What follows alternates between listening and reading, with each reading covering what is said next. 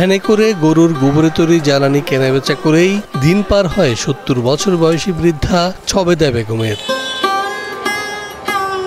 যে বয়সে সন্তান কিংবা নাতিপুতিদের যত্নে থাকার কথা, সেই বয়সেই রুটি রুজির তাগিদে ঘরের বাইরে ছুটতে হচ্ছে ছবেদাকে। এই ছবেদাকে আমরা ছোটবেলা থেকেই দেখি, সে খুব কষ্ট করে চলে, বা দইলের বোঝা মাথায় দিয়া ৫-৭ কিলো রাস্তা হাঁটে শহরে যায় বেচা কিনে করে আসতো।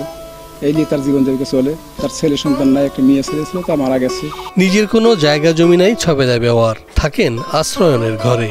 জীবিকার তাগিদে ভোর হতে না হতেই খালি ভ্যান নিয়ে বের হন গরুর গোবর থেকে তৈরি জ্বালানি কিনতে, যাকে স্থানীয় ভাষায় বলা হয় দেল্লা। ও তো চালাতে পারে না মহিলা, ও বাড়ি বাড়ি ওই ভ্যানটা টাইনে লিয়ে যায়, সে বাড়ি বাড়ি থেকে দেলে সংগ্রহ করে, মানে কেনাকাটা কিনে নেয়, কিনে নিয়ে এই জিনিসটা নাটোর শহরে লিয়ে যায় দোকানপাট আছে, সেইগুলো দোকানপাটে সে বিক্রি করে। গ্রামের যেসব বাড়িতে গরু আছে সেসব বাড়ি থেকে দেল্লে কেনেন জবেদা বেওয়া। এরপর ভ্যানে সাজিয়ে চলে যান ৬ কিলোমিটার দূরের নাটোর শহরের বিভিন্ন এলাকায়। ঘুরে ঘুরে বিক্রি করেন এই প্রাকৃতিক জ্বালানি।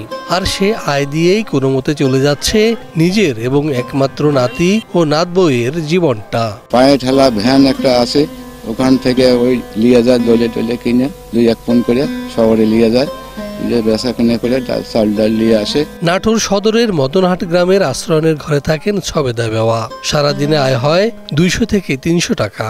নিজের উপার্জন আর বিধবা ভাতার সামান্য কটা টাকা দিয়েই চলে সংসার, ওষুধপত্র সহ সবকিছু। তবু বার্ধক্যের কাছে মাথা নত করেননি, নামেননি ভিক্ষাবৃত্তিতে, বরং বেছে নিয়েছেন সৎ এবং পরিশ্রম নির্ভর উপার্জনকে। মানুষের বাড়ি কাজকর্ম করে খাসি, ভ্যানে করে দেলে বিক্রি করে খাই, নাটোর গলিয়ে গলিয়ে বাসা বাসায় দিই, হোটেলে দিই। হাসিনা সরকার দিছে, বাড়ি দিছে। একটা চার্জার ভ্যান চাইছি আমি ওই ভ্যান দিয়ে দেলে বিক্রি করতে পারি না, ভাঙ্গাচুরা। আমাকে যদি একটা ভ্যান দিল নি, আমি ওই ভ্যান দিয়ে দেলে বিক্রি করে খানো নি।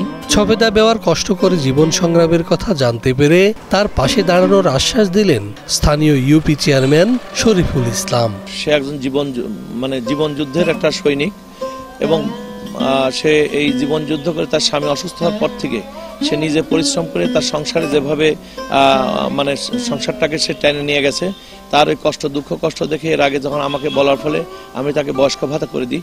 মদনহাট এমন একটা জায়গা, আমার ইউনিয়নের শেষ মাথা, এটা আসলে আগে যদি একটু জানতে পারতাম, বয়স্ক ভাতা পাওয়ার পর আমরা জানি যে সে ভালো মতো আছে, জানতাম তো আমরা কিছুদিন আগেও আমাদের মাননীয় জেলা প্রশাসক মহোদয় এবং এর আগে ইউনো স্যার মিলে আমাদের বাক্সরের ৩জন ভিক্ষুককে আমরা এদের পুনর্বাসন করা হয়েছিল ৩টা ভ্যান দিয়ে। ছবেদার মতো দরিদ্র অথচ আত্মমর্যাদাশীল নারীদের পাশে সবাই এসে দাঁড়াবে, এমনটাই প্রত্যাশা এলাকাবাসীর।